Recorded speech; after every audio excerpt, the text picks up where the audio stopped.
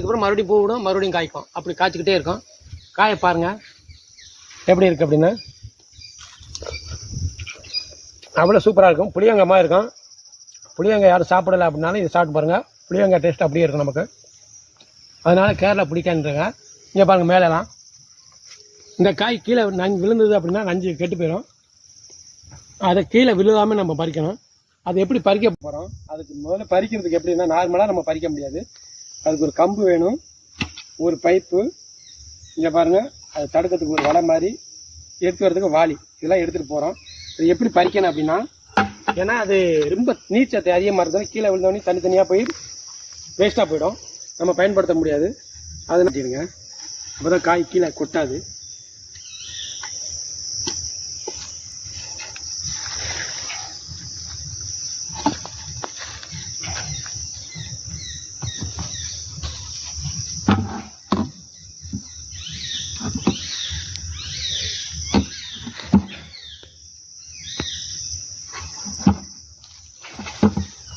ஏன்னா எல்லோரும் கையில் பறிப்பாங்க, இல்லைன்னா கலக்கு வச்சு தட்டி விடுவாங்க.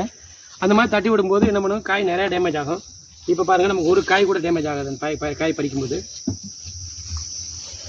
இது இன்னும் பாலமரத்தில் உள்ள நார் தான், ஏதார்த்தமாக இங்கே நான் எடுத்துகிட்டு வரல நார், அதனால் இதை வச்சு கட்டுறேன். பாருங்கள் பைப்பு கட்டியாச்சு, இவ்வளோதான் வேலை. இப்போ நம்ம காயை பறிக்க போகிறோம்.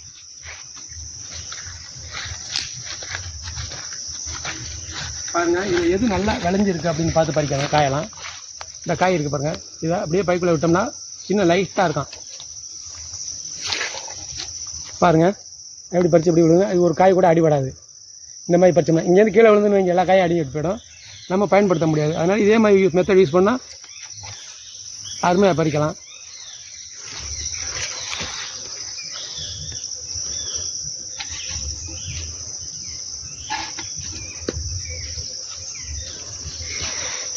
இந்த பாருங்க கீழே விழுந்தது பாரு, நஞ்சு போயிடுச்சு பாருங்க. அதனால தான் நம்ம இந்த மாதிரி பறித்தோம்னா காய் எதுவும் நமக்கு டேமேஜ் ஆகாது.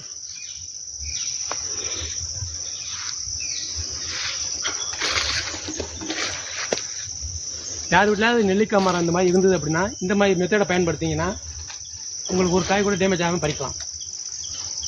எத்தனை கொத்து இருக்குது பாருங்கள், இந்த சைஸில் எல்லாமே பறிச்சிடணும். இதுக்கு மேலே இருந்தால் அது வீணாக கொட்டி வீணாக போயிடும்.